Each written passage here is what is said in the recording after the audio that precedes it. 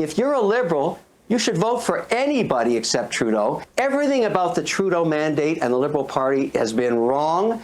We got Canadians everywhere doing their part. Welcome back to Moose on Loose. My name's David. Today's top story, we got Kevin O'Leary going scorched earth on Justin Trudeau. This is his biggest rant ever of Justin Trudeau and Chrystia Freeland. He rips them both. The man doesn't hold back. And it makes sense because Kevin O'Leary has started investing in Alberta. He's investing in a data center with his company. And he doesn't want Justin Trudeau throwing a monkey wrench into his business. And considering how bad of a failure Justin Trudeau has been on the EV sector in Canada, it's time to get rid of the guy. Let's jump into this.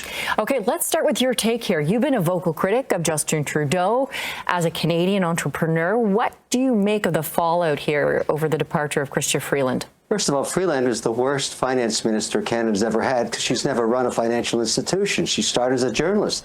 I'm sure This guy just comes out of the gate swinging. she's a nice person, but that budget she just delivered gives you an idea of how incompetent she is. It's good she's gone, but she's not the real problem.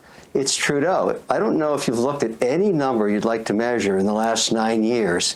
GDP per capita, capital flows out of Canada, the growth of the Canadian economy stalled out, the deficit, just this last horrific budget. I mean, I don't recall in my professional life seeing a collapse like this. That's why the Canadian dollar is in free fall.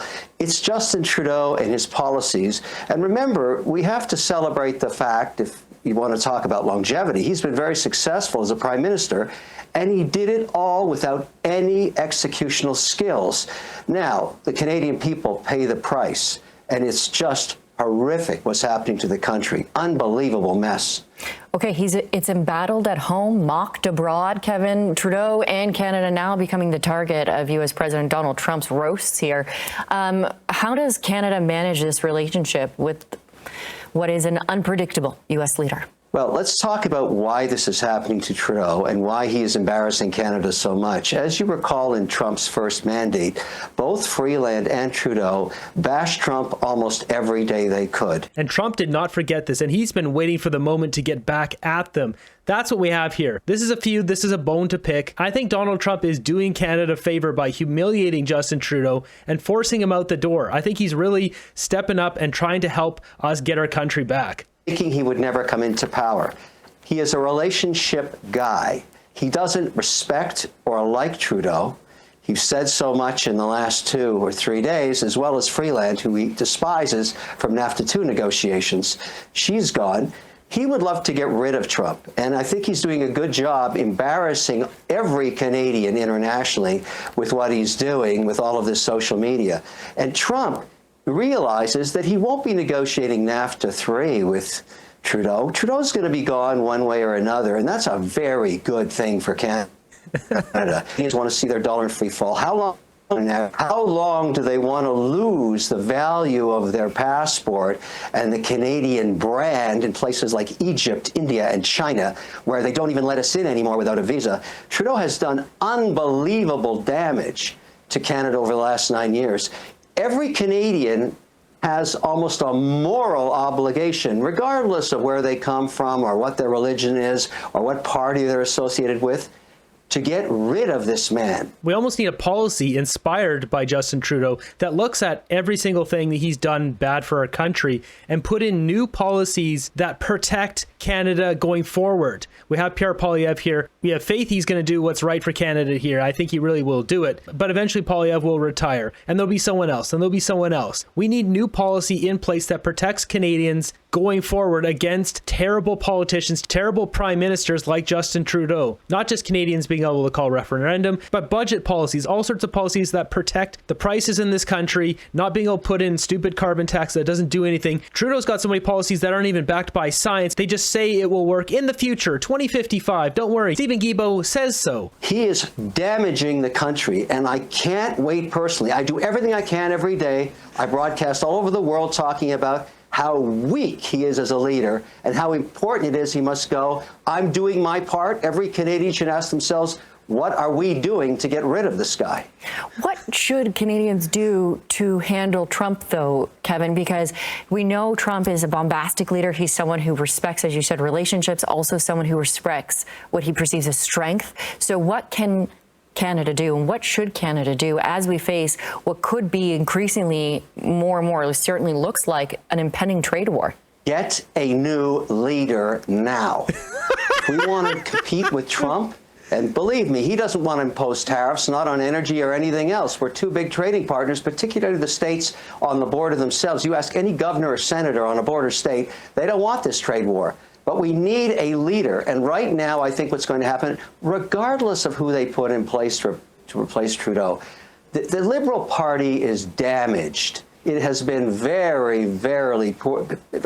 Even liberals now understand they're going to be decimated in the next election. So I don't know whether it'll be a full majority mandate for the Conservatives or whether it'll be a minority, but it doesn't matter. We need new leadership to start negotiating with Trump every day. And then, of course, in this very important NAFTA 3 negotiation, which we're going to be facing quite soon. So it's really about Pierre Poilievre. Will he get elected, and when? And will he get a majority mandate?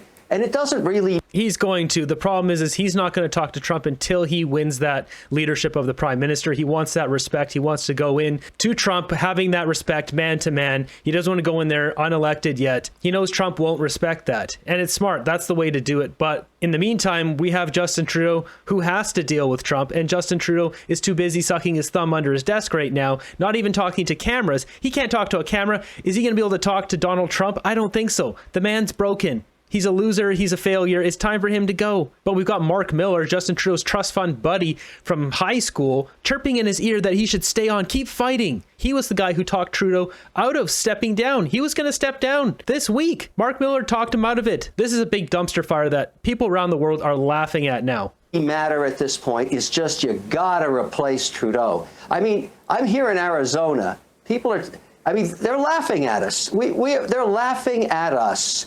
And I'm tired of it, and every Canadian should be the same way. They think this whole Trudeau thing with Trump is a joke. Kevin, is there not a concern also, though, that Poilievre could bring about a protectionist measures, and that could also create some issues? It can't get any worse.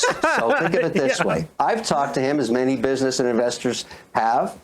His mandate is 1, get rid of the carbon tax. Number 2, create an environment where capital wants to come back to Canada, because the outflow of Canada, including our own pension funds, has dropped by almost 70%. Our competitiveness against the G20 bottom quartile. And this is what I'm talking about. We need a policy that protects our country against a prime minister intentionally trying to hurt Canada. That is what Trudeau's done. Everything he's put in is hurting us. And when he sees it's hurting us, he won't admit it. He won't change course. Or when he does change course, it's in such a small way, like we see with the immigration. He's like, oops, I doubled immigration. Maybe I'll just dial it back 10%. We need protections against this from future terrible prime ministers. Hopefully Canada goes many decades without another terrible one, but we don't want to leave this to chance. then just before Freeland quit, or whatever she did, she proposed corporate capital gains tax that would have blown us to pieces against the competitiveness of the United States. She must have assumed that Harris was going to get in at a 28% tax rate, but now we're talking 15 to 21,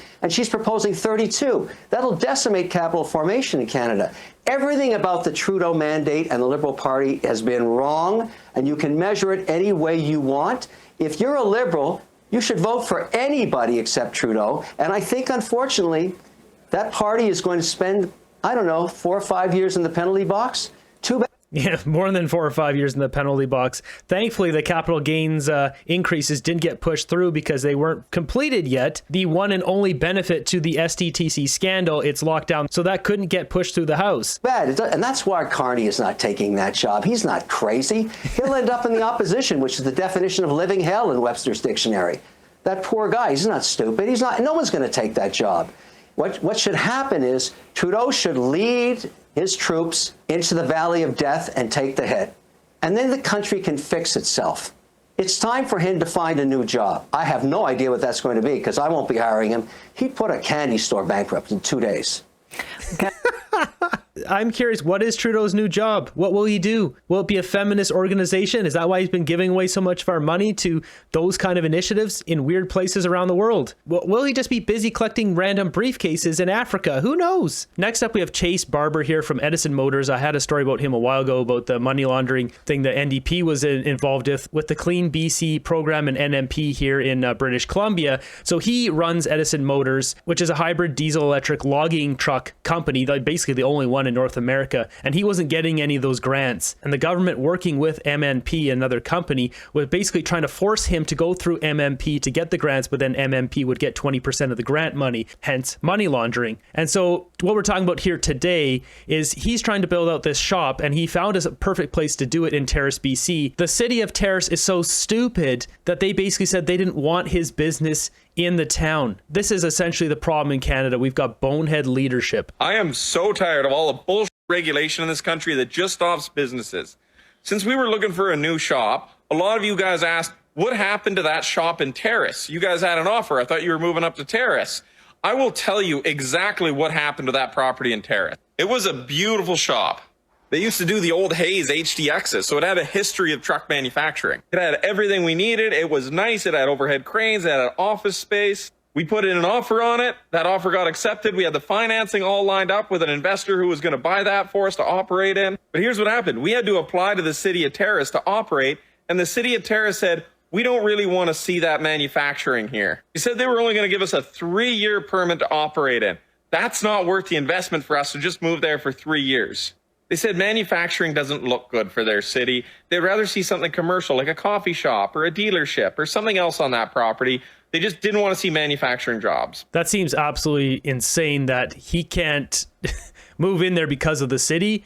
You got to think that the property owner would be able to sue the city unless the city owns that land. Not surprising, Terrace and Prince Rupert have been deep in the orange NDP country. Canada, congratulations on yet another screw up. Wow, this is why Canada is going down the tubes. Can you imagine a council not wanting good jobs in this town? The people of Terrace should be kicking that government out of power. If it's not a dying town already, it will be. This dog and pony show continues to limp on, but it can't go on forever. The clowns are out of jokes, the circus is out of elephants. It's time to go, Trudeau.